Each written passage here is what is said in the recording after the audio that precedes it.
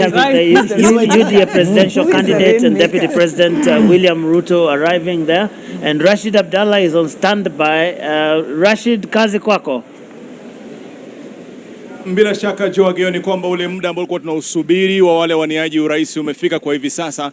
Akiwa kwanza kufika ni mwaniaji urais kwa tiketi ya UDA chini ya mwamvuli wa Kenya Kwanza, ambaye si mwingine bali naibu rais William Samoei Ruto, ukipenda daktari, ambaye amefika katika muda huu angalau kuja kuzungumza na wananchi ili aweze kuweka ajenda zake paruanja, manifesto zake zieleweke katika mjadala katika siku hii ya leo. Kwa hiyo kwa hivi sasa tutakuwa tunamsubiri. Kumbuka ni mjadala wa pili, wa kwanza umeweza kukamilika ambapo David Waiga Mwaure ameweza kueleza ajenda zake baada ya Profesa George Wajakoya kufika na baadaye kughairi kutoshiriki mjadala kwa sababu ambazo ziko nje ya uwezo wetu. Katika awamu hii ya pili itakuwa nizamu ya naibu wa rais William Samoei Ruto akiingia katika mjadala na aliyekuwa waziri mkuu Raila Amolo Odinga. Lakini kwa hivi sasa Joageo, ni fursa ya kipekee kuweza kuzungumza naye, maana kumbuka ameweza kuandamana na watu wawili muhimu sana katika chama cha UDA wakati ule kule Kasarani, wakileta ajenda ya kwamba kama wanaafiki ndio wale ambao wameandamana nao katika siku leo, pamoja na mkewe na familia yake. Kwa hiyo utanipa nafasi kwa hivi sasa kwa dakika moja tuweze kuzungumza naibu wa rais ambaye amefika hapa. Shukrani sana naibu wa rais kuweza kufika katika siku hii ya leo. Hii ni siku ambayo ina umuhimu sana kwa kwako, manake umesitisha kampeni zako ukasema siku ya leo ni siku ya mjadala. Ina umuhimu gani kwako, kwa chama, kwa muungano na kwa taifa? Leo ni siku ya muhimu kwa sababu tumekuja hapa tupate nafasi ya kuongea na Wakenya waweze kujua tarehe 9 mwezi wa 8 wataamka mapema, waende wapige kura na wajue ni kwa nini wanapiga kura, ni upande gani watapiga kura na ni kwa sababu gani. Na ndio leo ni siku ya muhimu kwa sababu tutapata nafasi na wenzangu kujieleza, kueleza manifesto yetu, kueleza misimamo yetu kuhusu mambo ya muhimu yanayowahusu wa Kenya na taifa letu kwa ujumla. Tutazungumzia mambo ya uchumi hasa, tutazungumzia mambo ya vile tunaweza kuondoa njaa katika taifa letu la Kenya, vile tunaweza kupunguza gharama ya maisha, vile tutaweza kuzalisha nafasi za ajira za vijana wetu, vile tunaweza kuhakikisha kwamba wakulima wetu wanaweza kuendelea na majukumu yao, na mambo yale mengi muhimu ya matibabu, masomo ya watoto wetu, mambo ya afya. Haya ndio mambo ya muhimu, na naamini ya kwamba Wakenya wanangojea kujua ni yapi tulio nayo.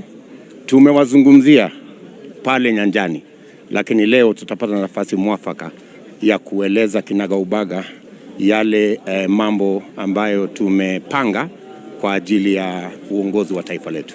Labda pende kwa utofauti naibu wa rais ni kwamba umeandamana na naibu mgombea mwenza wa chama, lakini hapa kuna watu wawili ambao walikuwa muhimu katika ule mkutano wa wajumbe wa chama cha UDA. Huyu mama ambaye aliweza kuleta swali na yule mtu wa bodaboda aweza kuidhinisha. Mbona ukawapa kipaumbele katika siku ya leo ya mjadala?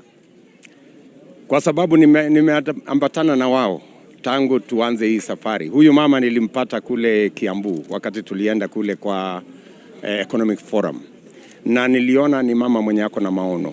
Alitoa mchango wake kama vile wa mama wengi na Wakenya wengi wa tabaka mbalimbali. Karibu Wakenya 90,000 walihusika katika kutengeneza manifesto yetu ya Kenya Kwanza, na ni baadhi ya wananchi kama mama huyu na huyu mungwana ambaye pia ni mshirika wetu mkubwa katika chama cha UDA katika muungano wa Kenya Kwanza. Pengine kwa kauli ambayo unaweza kuitumia kuweza kumalizia kwa yule hasla ambaye anatizama, anatarajia nini sasa hivi kutoka kwa kiongozi wake?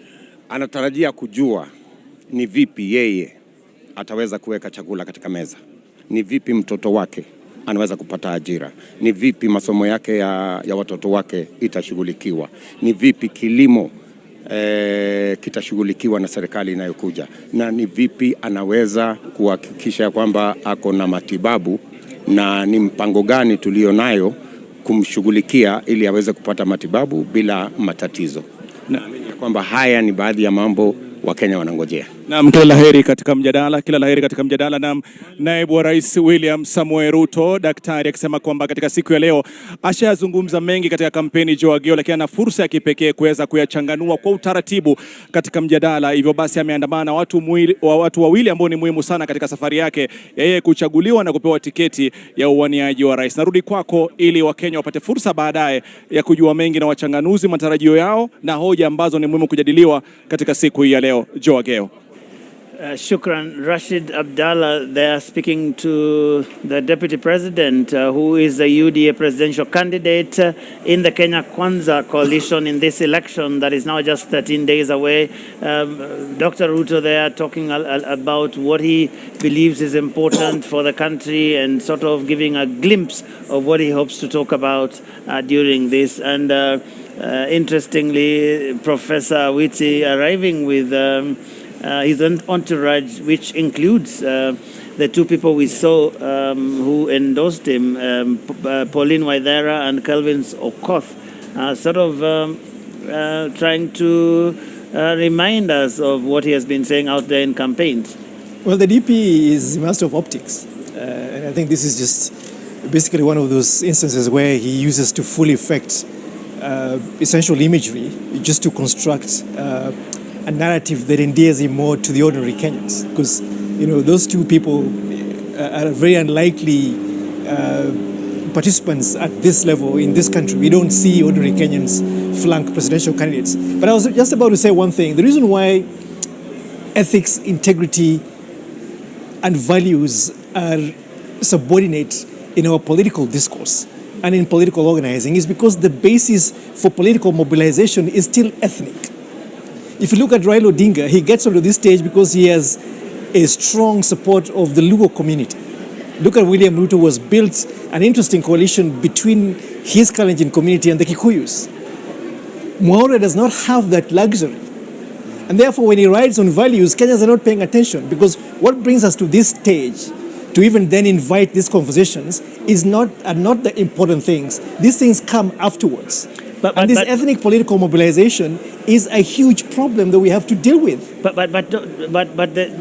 Ruto has been saying this many times that this election is about the economy and all of these things. And some people say that the ethnic question is not as pronounced in this election as it has been previously. Do you agree? It is still a very strong undertone. It is a bastion that you got to start with. And when you see even your colleagues in the media basically trying to figure out how the electoral process is going to go, you always start with what you call the quote-unquote strongholds. In that entourage of Raila Odinga is Kalonzo Musyoka, okay, bringing in the big Kamba vote. In that entourage is the governor of Kakamega, bringing in the Luya vote.